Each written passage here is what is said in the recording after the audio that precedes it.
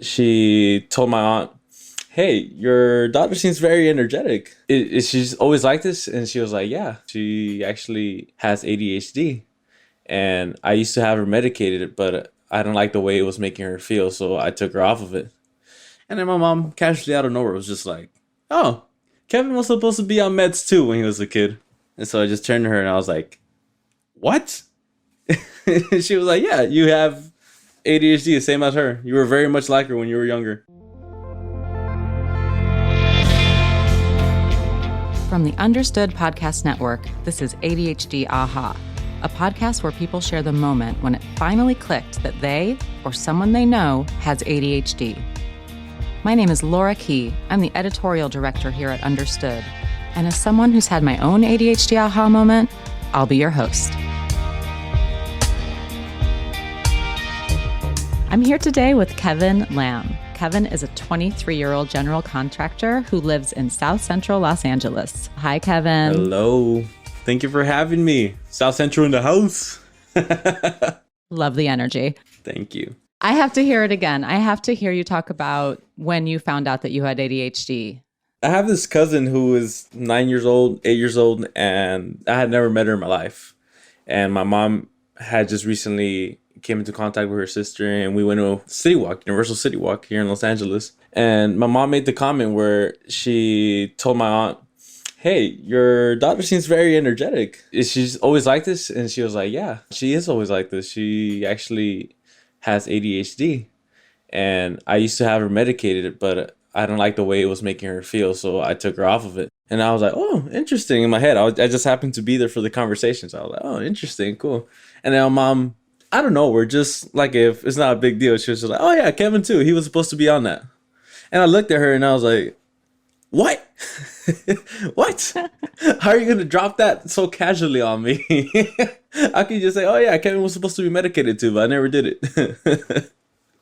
How old were you at this time? This was this year, actually, 2021. 2021. And you're 23 years old? Yeah, 23. And So your mom basically told you out of the blue that as a child you had been diagnosed with ADHD? yeah, yeah, because she didn't think it was a big deal. And that's just one thing that's very common in my culture, which is Mexican culture. So that's why she casually just dropped it on me, like if it was not a big deal. Okay, so many questions. That's wild. That must have been a wild experience for you. It's wild for me just listening to it. How did you feel in that moment? Were you mad? Were you sad? Were you confused? Give me your emotions. Oh no, I was like surprised and not necessarily shocked to the point where I was angry or anything like that. It's more like, wow, that makes sense. It's like it clicked and I was like, that explains a lot. That explains a lot in my life. Yeah, I was just going to ask you, had you ever had any inkling prior to that you had ADHD? I've had several instances where people have told me, like, "Why do you have so much energy? Why are you like this? Why are you running around? It's 2 a.m. How are you still awake? Why this? Why that?" And I have a mentor who I work with who used to be a psychiatrist or psychologist. I forgot what it was. And he said I showed symptoms of someone with ADHD a while back. I disregarded it. I disregarded it because I didn't think much of it. Not until my mom told me, of course. So have you talked to your mom more about this? I understand she didn't want you to use ADHD medication, but did she seek out any other supports for you when you were growing up? No, none at all. Because, like I said, in our culture, it's not a very big deal, according to them. But nowadays, that's changing. So it's good because we have services for people who just suffer from mental illness. Not that I think that I'm suffering from mental illness. Personally, I enjoy my ADHD. It gives me all this energy that I don't know what to do with. So it keeps me busy. How did you do in school and with friends and in life growing up? Do you feel like you could have used some support to cope with ADHD? No, I don't think I could have used any support. I personally believe that my ADHD is just a part of me. And whatever I went through as a kid with ADHD is all worth it to become the person I am today. And I got lost. I got lost. That's okay. ADHD is also part of my identity. It's shaped me into who I am today. But I also know that there are challenges that it causes in my life that, I have to find ways to cope with them. Do you feel like ADHD causes challenges for you? You don't have to think back to when you were a kid, but even now. Definitely. I'm a hands-on learner. I was never someone who learns by watching someone else. And especially in school, if I had those teachers that were trying to write something on the board or had me reading from a textbook, it didn't work for me at all. I lose my focus very quick. The only way I could actually learn in school was if they were to write something on the board and they ask for volunteers to come solve a problem or something. That's when I'd step up and participate in the activity, because that's how things stick with me. Even now as an adult, when I work my construction job, sometimes they're trying to teach me things, like trying to learn how to frame or something, and I forget immediately. After they try to show me how they're doing it. They're like, okay, all you gotta do is this, that. And I'm like, okay, I got it. I get confident. I'm like, okay, I got it. And then I'm on there and I'm like, wait a minute. Was it like this? Damn. I need someone to watch me do it and tell me, no, that's not what I did. Oh, okay. So you did this. Yeah, that's exactly what I did. Oh, okay, I'm getting it. Do you feel like you have trouble holding information in your working memory? Basically, like when someone tells you something, you have to hold on to it for a little bit and so that you can execute something. Yes, I have a tendency to say, huh?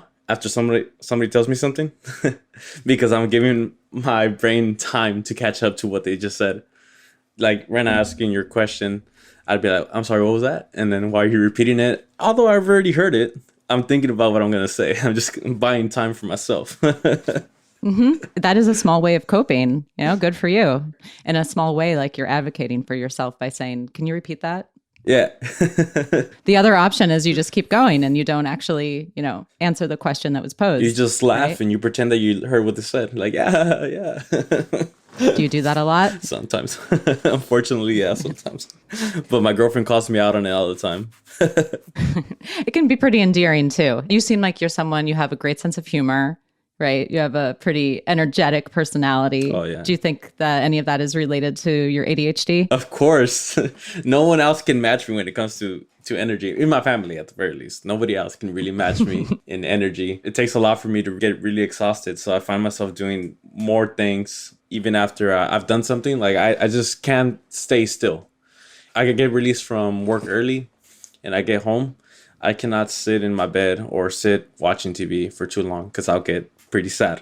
I feel like I'm not doing anything with my life. And so it gets me moving. It gets me to do exercise or start writing or mostly go out with friends and just catch up with them, even if it's just to eat or something.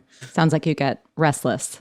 Yeah, I get really restless. My girlfriend, she constantly pats me like, hey, you're kicking. Oh. My leg is just shaking and I don't realize it. And she stops it. And then a few moments later, starts again and I don't realize it.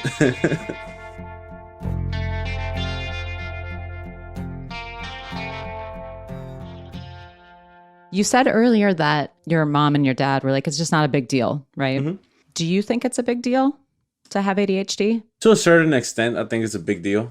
I think it's a big deal when it comes to learning because most often than not, growing up, my parents would yell at me or get angry with me for not retaining information that they give me. And there was just nothing I can do about it. And I couldn't explain myself. If I tried to tell them that I'm sorry, I just forgot, they'd get angry. It's really hard when it comes to that because, you can't explain yourself and they wouldn't understand even if you told them. Yeah. They'd just brush it off and be like, no. What your problem is that you don't pay attention. That's your problem right there. That's exactly what I'm telling you. I can't pay attention. I'm trying to, really. Well, it's interesting because they knew that you had ADHD. How about now as an adult? Now that you yourself have now connected the dots and you know that you have ADHD and your mom confirmed that you got diagnosed with ADHD, if you have those kinds of conversations with your parents, do you ever say now, like, Mom, I have ADHD? No, not really. It's not something that comes up a lot. Not anymore because I don't live with her. So when I do visit her, we don't talk about it. But my dad, on the other hand, has begun to acknowledge it because I work with him sometimes and he tells me something, like I said, I forget it immediately. He makes fun of it, but in a nice way. We in the Hispanic culture have a bully culture where we clown on each other, but it's with love. He'd be telling me things like, why don't you pay attention with your attention deficit having ass? And Hey, that's some progress though, right? I mean, that's how you communicate, is through humor and through that kind of clowning around. So I think that that's cool. Yeah, like I said, I don't feel like I never felt like I was suffering. I enjoy it on the other hand. It just makes me stick out more than most people. And many people have told me that they like that about me. They like my energy. I get that a lot everywhere I go. Oh, your energy. Oh, you're such a happy guy. Or you're such a nice person. Not that that correlates the niceness and, the energetic, but people see that as a part of me. And when they describe me to others, it's one of the first things they say. Oh, it's a very outgoing dude who can't stay still. Yeah. I mean, depending on your experience, I think that it can correlate. I mean, I didn't get diagnosed until I was an adult. But looking back, I can remember I was pretty popular, and a lot of it was me kind of bouncing around or maybe kind of covering up the things I was struggling with and just being like, I'm going to go have a conversation. I'm going to go have some fun. It's great to be social. Yeah, I was very much like that in high school too. And that was one of the problems the teacher had, because I would finish my work, I would begin talking with my classmates, and it didn't matter where she put me, where he put me. I would talk to anybody, even if I had never, ever talked to them in my entire life. They could sit me in the back of the class away from everybody, and the nearest person, I would just be like, hey, what's the answer for this? I got you on these answers. What's up? And we just become friends like that. There was nowhere you could place me where I wouldn't fit in. I'm that malleable jigsaw piece that fits anywhere. So would you describe yourself when you were growing up in school as a class clown? Oh, yeah, definitely. I even got it on the yearbook, too, like 2 times. Really? Yeah. I was in the yearbook as class clown like 2 years in a row. And I was just very social. I played sports, and I also was part of the band. Oh, cool. Yeah. What instrument? Well, I played the guitar, the bass, the drums, and the piano. So, wow. Yeah. That was all around. There was this one time where the band performed during our halftime in our football, at a football game, and I joined the band in full football gear, playing my bass.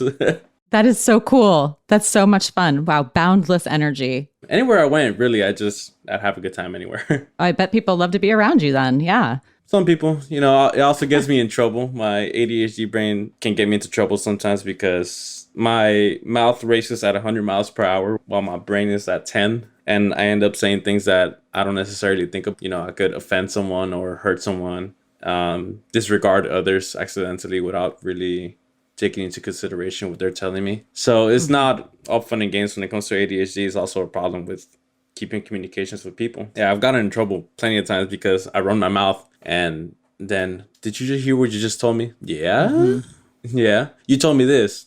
I didn't say that, but I did. It can be more challenging for people with ADHD to take that split second to think about what they're going to do or say before they act. And with that comes impulsivity, or maybe saying things, not in a mean way, not maliciously, but saying things that you maybe shouldn't be saying, or oversharing, that kind of thing. Right. Does that resonate? Right, yeah. Maybe not on the oversharing part. Okay, maybe, yeah, a little bit. Actually, now I think about it. Yeah, let me go back to it. Yeah, you're right. A little bit like that.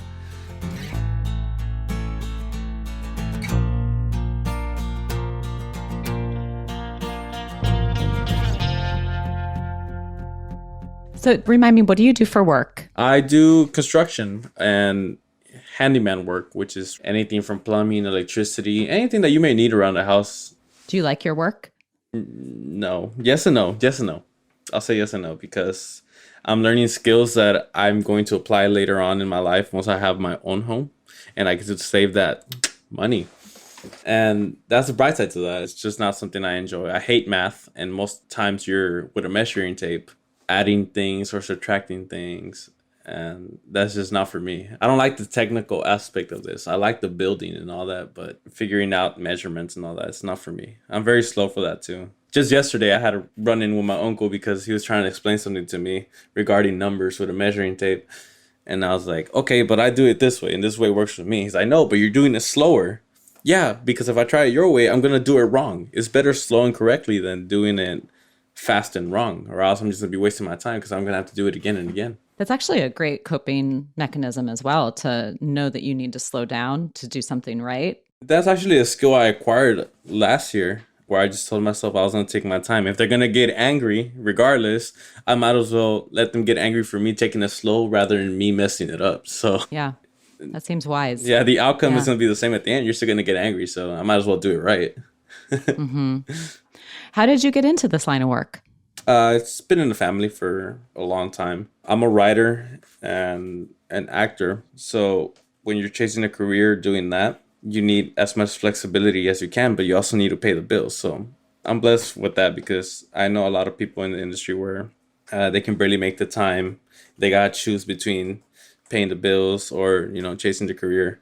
I'm thinking about you in this role, in the role that you're in right now as a contractor and all of the movement, right? All of the action that's involved in that. Do you feel like your ADHD makes you well suited to it? Depending on what we're doing on the day, because there are days where we might just have to build a foundation for a home, which means digging for the majority of the day, which is what I'm good at. I'm good at all that heavy stuff. I love it. I love the exercise.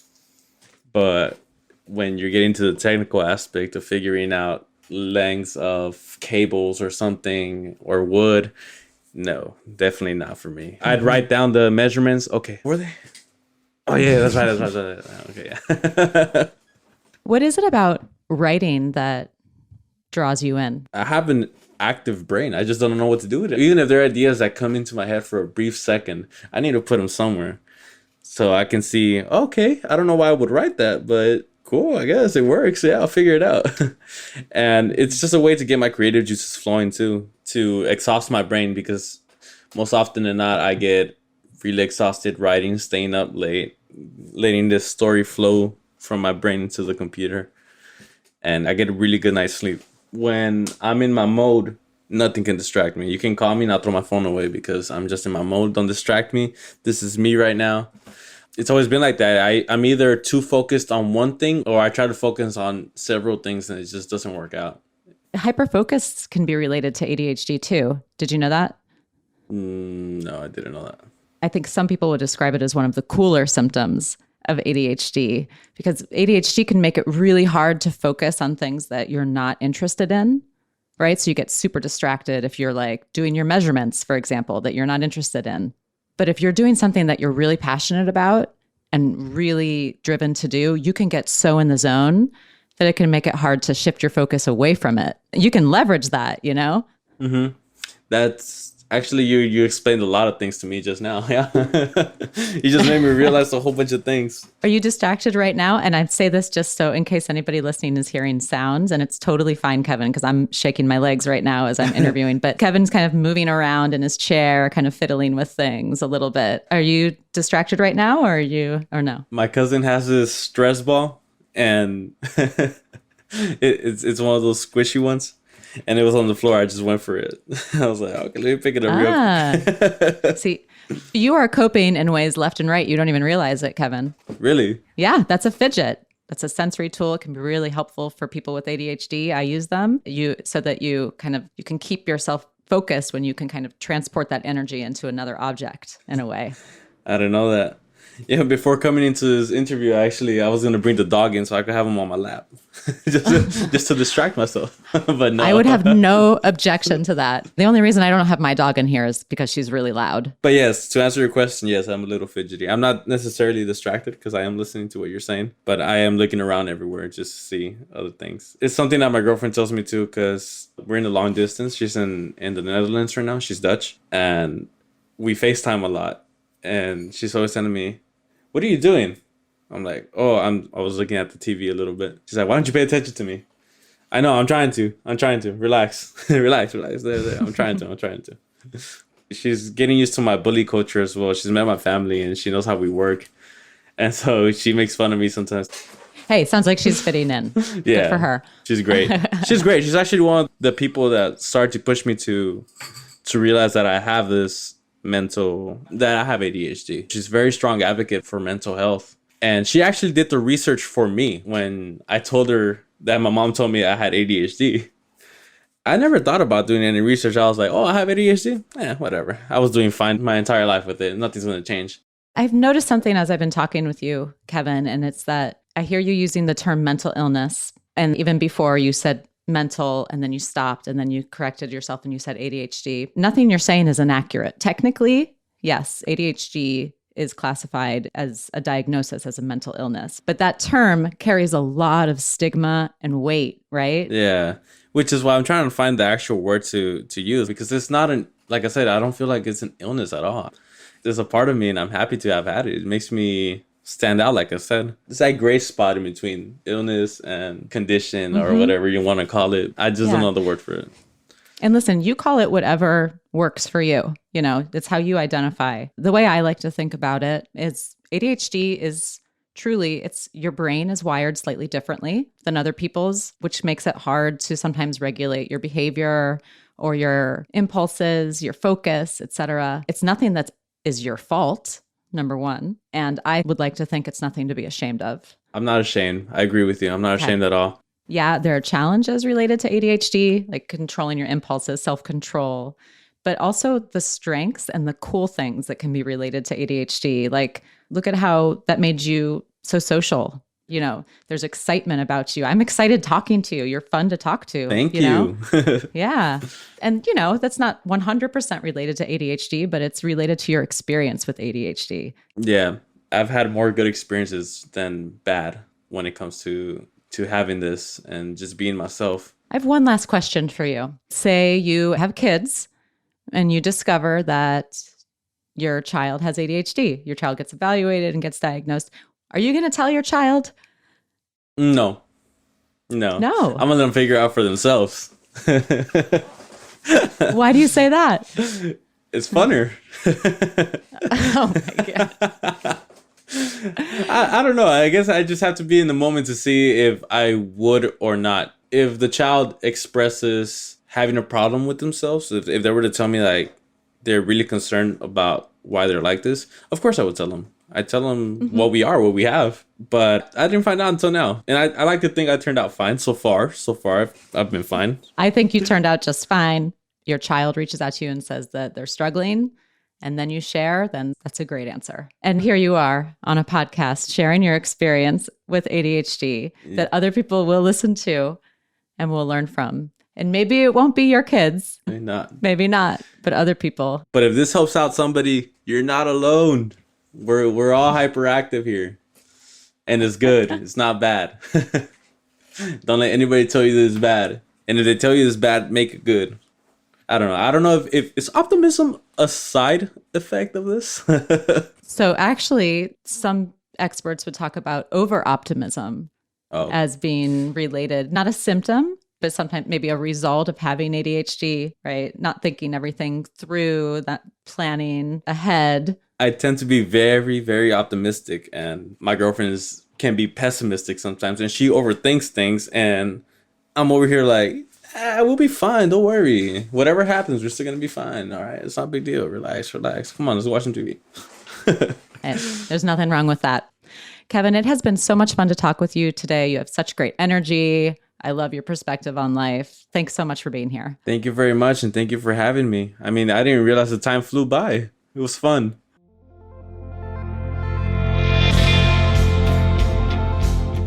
You've been listening to ADHD Aha from the Understood Podcast Network.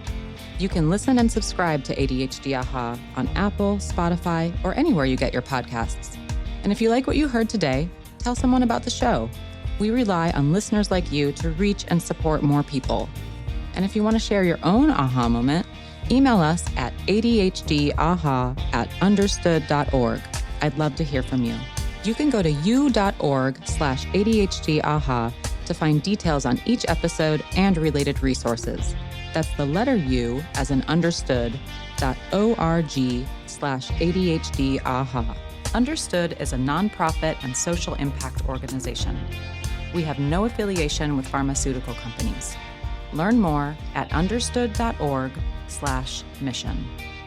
ADHD Aha is produced by Jessamine Molly. Say hi, Jessamine. Hi, everyone. Justin D. Wright created our music.